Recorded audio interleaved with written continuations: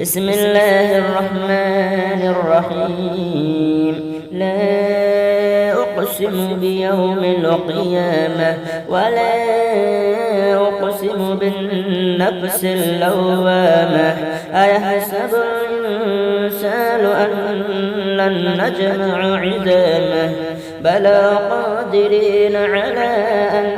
نسوي بنانه بل يريد الإنسان ليفجر أمامه يسأل أيان يوم القيامة فإذا برق البصر وخسف القمر وجمع الشمس والقمر يقول الإنسان يومئذ أين المفر كلا لا وزر إلى ربك يومئذ المستقر ينبأ الإنسان يومئذ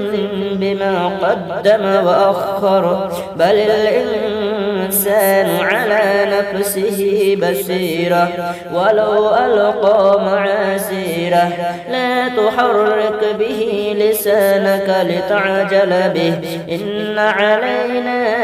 جمعه وقرآنه فإذا قرأناه فاتبع قرآنه ثم إن علينا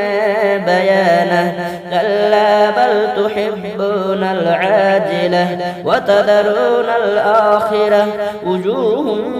يومئذ ناظرة إلى ربها ناظرة ووجوه يومئذ باسرة تظن أن يفعل بها فاقرة كلا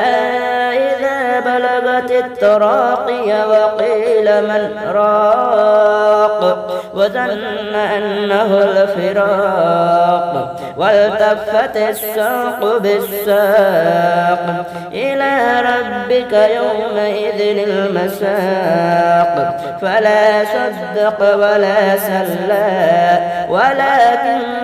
كذب وتولى ثم ذهب إلى أهله يتمطى أولى لك فأولى ثم أولى لك فأولى أيحسب الإنسان أن يترك سدى ألم يكن نطفة من مني يمنى ثم كان علقة فخلق فسوى فجعل منه الزوجين الذكر والأنثى أليس ذلك بقادر على أن يحيي الموتى